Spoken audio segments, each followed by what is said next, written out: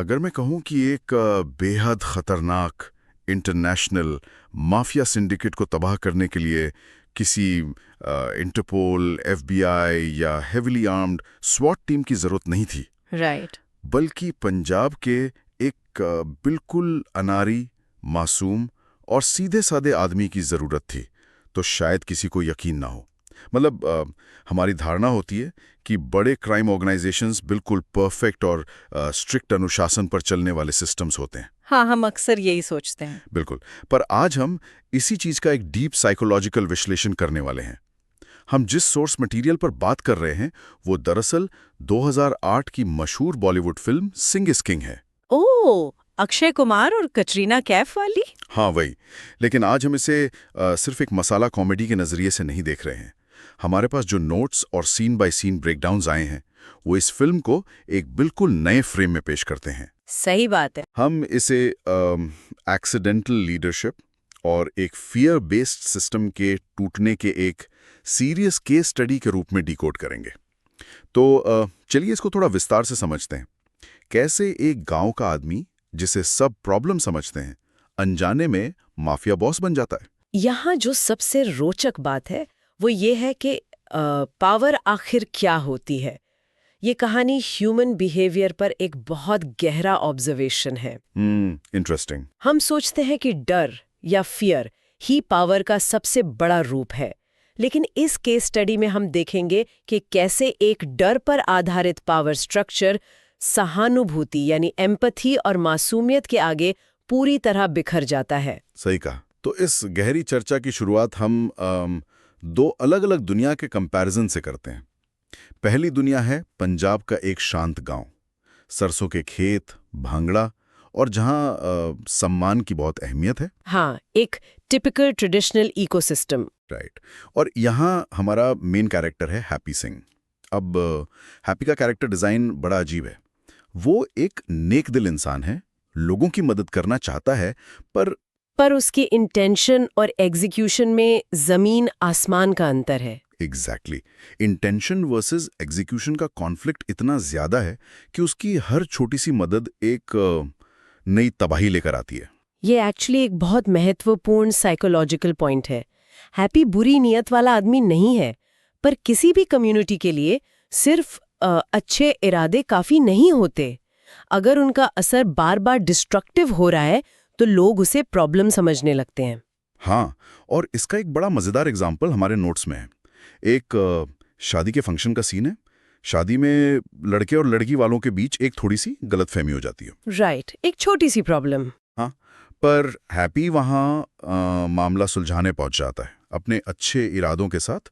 वो एक emotional speech देता है, लेकिन कम्युनिकेशन इतना खराब करता है कि किसी और की बात को बिल्कुल गलत पेश कर देता है। और नतीजा ये होता है कि मेहमान आपस में भिड़ जाते हैं, सजावट टूट जाती है और बारात में पूरी तरह कैओस फैल जाता है। मतलब लेने के देने पड़ गए। बिल्कुल। इस इंसिडेंट से मुझे एक एनालॉजी याद आई।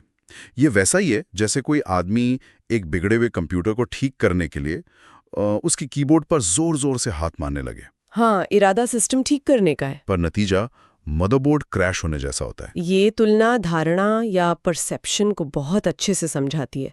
हैप्पी की मासूमियत गांव के लिए एक श्राप बन गई है। उसकी अच्छाई का कोई मोल नहीं बचा, क्योंकि उसका आउटपुट हमेशा नुकसान करता है। इसलिए पंचायत परेशान होकर एक प्लान बनाती है। वो लकी सिंह को वापस लाने का एक इम्पॉर्टेंट मिशन हैप्पी को देते हैं। लकी गांव के एक सम्मानित व्यक्ति का बेटा है जो ऑस्ट्रेलिया में डॉन बन चुका है। असल में ये सिर्फ हैप्पी को गांव से बाहर निकालने का एक बहाना था ना? सही पकड़ा। वो बस उस प्रॉब्लम से छुटकारा पाना चाहते थे।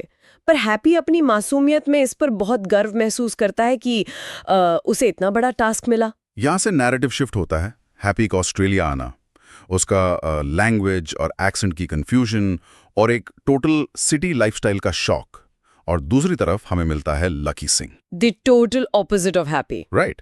एक खतरनाक स्टाइलिश माफिया बॉस जो सिर्फ डर के जरिए अपना साम्राज्य चलाता है। लग्जरी गाड़ियां, हेविली आर्म्ड गार्ड्स। पर यहाँ अचानक कहानी में एक ट्विस्ट आता है। लकी का एक एक्सीडेंट होता है और वो कोमा में चला जाता है ना। सिस्टम का टूटना शुरू हो जाता है और तभी गलती से हैप्पी उस लकी के मेंशन में पहुंच जाता है। उसका पगड़ी पहनना और उसका अजीब सा आत्मविश्वास और आने की टाइमिंग कुछ ऐसी होती है कि गैंग के लोग उसको नया बॉस समझ लेते हैं। एग्जैक्टली उन्हें लगता है ये कोई हाई लेवल आदमी है जो ऑपरेशंस टेक ओवर करने आया है, जबकि हैप्पी उनके इस डर वाले सम्मान को सिर्फ आदर और मेहमान नवाजी समझ रहा है। ये बहुत ही आयरॉनिक सिचुएशन है। पर यहाँ बात सच में बहुत दिलचस्प हो जाती है। मेरा एक सवाल है यहाँ पर, मतलब हम देखते हैं कि ये बहुत खतरनाक क्रिमिनल्स हैं, तो क्या सच में इतने खतरनाक क्रिमिनल्स इतनी आसानी से बेवकूफ़ बन सकते हैं? क्या ये माफिया का स्ट्रक्चर इतना कमज़ोर होता है? इससे एक बहुत महत्वपूर्ण सवाल उठता है। देखने में ये सिनेमैटिक कॉमेडी लगती है, पर साइकोलॉजी में इसका सॉलिड आधार है। डर पर बने ऑर्गेनाइजेशंस अंदर से बेहद फ्रिजाइल होते हैं। अच्छा, कैसे? क्योंकि वहाँ लोग डीपली इनसिक्योर होते हैं। जैसे ही एक तानाशाह या डिक्टेटर गायब होता है, फॉलोअर्स को तुरंत एक डायरेक्शन चाहिए होती है। जब हैप्पी पूरे कॉन्फिडेंस के साथ वहाँ खड़ा था, क्योंकि उसे सिचुएशन का आइडिया ही नहीं था, तो उन फॉलोअर्स ने उसकी मासूमियत और फियरलेसनेस को ताकत समझ लिया। वो किसी भी कॉन्फिडेंट नए फिगर हेड को मानने लगते हैं, चाहे वो गलती से क्यों ना आया हो। ओह, मतलब उन्होंने अपना ही डर हैप्पी पर प्रोजेक्ट कर दिया। हाँ, बिल्कुल। उन्हें लगा कि जो इस इतनी डेंजरस जगह पे इतना शांत है, वो जरूर कोई बहुत बड़ा मास्टरमाइंड होगा। ये तो गजब है। अब जब वो नया बॉस बन जाता है तो पहली गैंग मीटिंग होती है। गैंग मेंबर्स उम्मीद करते हैं कि उन्हें कुछ नए इलीगल ऑर्डर्स मिलेंगे, स्मगलिंग या एक्सटॉर्शन के बारे में। पर वहाँ कुछ और ही होता है। हाँ, हैप्पी उन्हें कहता है कि हिंसा गलत है, ईमानदारी से कमाओ और अपने माता पिता को गर्व महसूस कराओ। मतलब एकदम मॉरल साइंस का लेक्चर। और इसी पॉइंट पर उन क्रिमिनल्स का दिमाग हिल जाता है। इसको हम कॉग्निटिव डिसोनेंस कहते हैं। उनकी एक्सपेक्टेशंस और रियलिटी पूरी तरह टकरा रही थी। उन्हें लगता है कि नया बॉस इतना बड़ा फिलोसोफर है, तो उसके पीछे कोई बड़ी चालाक स्ट्रैटेजी होगी। हाँ, वो उसकी अच्छाई को प्रोसेस ही नहीं कर पाते शुरू में। एक सीन में एक बड़ा इलीगल ट्रांजैक्शन होने वाला होता है। हैप्पी अनजाने में उसे एक बिजनेस मिसअंडरस्टैंडिंग समझकर कैंसिल करवा देता है। राइट, उसको तो क्राइम का कुछ आइडिया ही नहीं है ना। और इसी के बाद से एक ट्रांसफॉर्मेशन मोन्टाज शुरू होता है। कैसे मॉरल लीडरशिप गैंग को बदल देती है। बंदूकें गायब हो जाती हैं। गैंग मेंबर्स जो पहले डराते थे, वो अब गरीबों की मदद करने लगते हैं। बिल्कुल। काले कपड़ों की जगह वो लोग ब्राइट कपड़े पहनते हैं। और सबसे बड़ी बात, उनके चेहरों पर डर की जगह मुस्कुराहट आ जाती है। अगर मैं इसको एक अलग लेंस से देखूं, तो हैप्पी ने उन्हें हिंसा से नहीं हराया। उसने अपने वैल्यूज बिल्कुल नहीं बदले। उसने इफेक्टिवली उस गैंग को एक टॉक्सिक वर्कप्लेस से निकालकर एक सपोर्टिव फैमिली में बदल दिया। ये आपने बहुत अच्छा पॉइंट उठाया।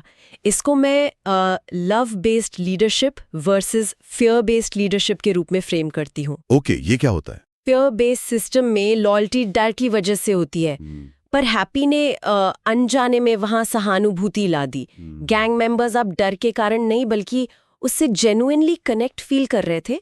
एक सच्चे सम्मान और भावनात्मक जुड़ाव के कारण उसकी बात मानने लगे थे। वाओ। और यहाँ पर एक और नई डायनामिक आती है सोनिया यानी कटरीना कैफ की एंट्री से। शुरू में सोनिया हैप्पी को बिल्कुल बेवकूफ और गैर जिम्मेदार समझती है। हाँ, जैसे बाकी सोसाइटी उसको देखती थी। राइट। पर जब वो देखती है कि हैप्पी की वजह से एक पूरा क्राइम सिंडिकेट कैसे इंसान बन रहा है, तो हैप्पी की वो मासूमियत और उसे भी जीत लेती है। और ये भी पता चलता है कि सोनिया की फैमिली के अंडरवर्ल्ड कनेक्शंस हैं, जिससे कहानी में थोड़ी टेंशन आ जाती है। सोनिया का जो परसेप्शन शिफ्ट है ना, वो बहुत इंपॉर्टेंट है। हम जनरली मॉडर्न दुनिया में सीधेपन को कमजोरी समझते हैं। बिल्कुल। पर जब सोनिया उस साफ दिल का रिजल्ट देखती है, तो उसे रियलाइज होता है कि एम्पैथी कितनी ताकतवर हो सकती है। बिल्कुल। पर ठीक जब ये सब खुशी खुशी चल रहा होता है, तब असली टकराव आता है।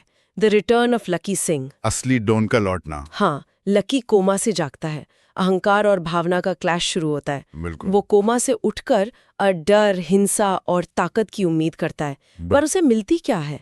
शांति, अनुशासन और हैप्पी के लिए सम्मान। उसके लिए ये आइडेंटिटी का पूरा टूटना था।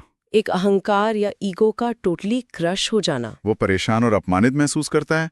फिर वो हैप्पी को पब्लिकली इंसल्ट करता है। पर यहाँ नैरेटिव का सबसे बड़ा पावर शिफ्ट होता है।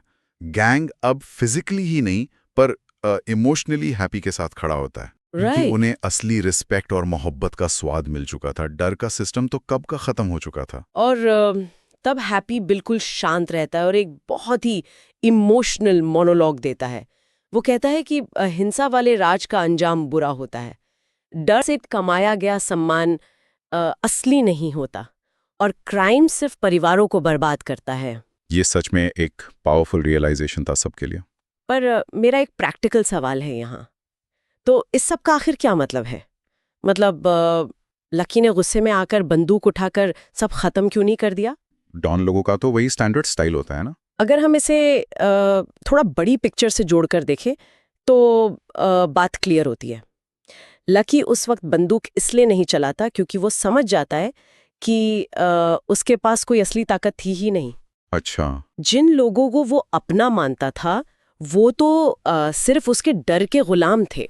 एक बार जब लोगों के दिल से डर चला गया तो उसकी हिंसा किसी काम की नहीं रही। बंदूक तभी काम करती है जब सामने वाला डरा हुआ हो। Make sense. उस वक्त लकी अपने पिता की निराशा देखता है, अपने टूटे हुए रिश्तों को देखता है और इस गैंग में आई नई शांति को ऑब्जर्व करता है। उसकी ईगो बिल्कुल टूट जाती है वहां पर। वाओ। और क्लाइमैक्स में लकी अपनी गलतियां मान लेता है, गैंग क्रिमिनल लाइफ छोड़ देता है और सोनिया भी हैप्पी को पूरी तरह अपना लेती है। अगर इफेक्टिवली देखें तो हैप्पी ने अपना गांव वाला मिशन पूरा किया। उसने लकी को वापस भेजा, पर उसको जबरदस्ती लाकर नहीं, बल्कि उसके दिल को पूरी तरह बदल कर। इसीलिए ये सिर्फ लीडरशिप नहीं, ट्रांसफॉर्मेशनल लीडरशिप का उदाहरण है, जहां एनवायरनमेंट लोगों को खुद बेहतर बनने पर मजबूर कर देता है। तो इस गहरी चर्चा का अगर हम निष्कर्ष निकालें तो क्या होगा? सबसे बड़ी सीख तो यही लगती है कि अच्छाई और मासूमियत में सबसे बड़ी ताकत होती है। नेतृत्व या लीडरशिप हथियारों से नहीं, बल्कि दिल से आता है। ये कहानी याद दिलाती है कि जिसे दुनिया एक प्रॉब्लम समझती है, सही जगह पर वही प्रॉब्लम एक समाधान बन सकती है। और ये जानना हम सबके लिए बहुत महत्वपूर्ण है, क्योंकि रोजमर्रा की जिंदगी में चाहे ऑफिस हो या घर, अक्सर हम अथॉरिटी और आतंक को रिस्पेक्ट समझने की गलती कर बैठते हैं। पर असली रिस्पेक्ट हमेशा सहानुभूति से मिलती है। सही बात है। इंटिमिडेशन और रिस्पेक्ट में जमीन आसमान का फर्क होता है। तो इस गहरी चर्चा को खत्म करने से पहले मैं एक आखिरी सोचने वाला सवाल छोड़ना चाहता हूं। जरा इस पर गौर कीजिएगा। अगर हैप्पी की सबसे बड़ी खामी, यानी हर चीज में बिना सोचे समझे मदद करने की आदत, असल में उसकी सबसे बड़ी ताकत थी। Interesting perspective. क्या ऐसा हो सकता है कि जिन अजीब आदतों को सोसाइटी और लोग टोटली ठुकरा देते हैं, उन्हें बस एक सही माहौल या एक ऐसे टूटे हुए सिस्टम की ज़रूरत होती है, जैसे लकी का दर पर चलने वाला माफिया, जहां वो अजीब आदतें एक्चुअल में सबसे ज़्यादा इफेक्टिव साबित हों? राइट, शायद हमें अपने आसपास की प्रॉब्लम्स को एक नए लेंस से देखने की ज़रूरत है। बिल्कुल। इस बारे में खुद विचार ज़रूर करें। शायद कुछ वीक पॉइंट्स एक्चुअल में हमारी सबसे बड़ी स्ट्रेंथ होते हैं, बस उनका कॉन्टेक्स्ट गलत होता है।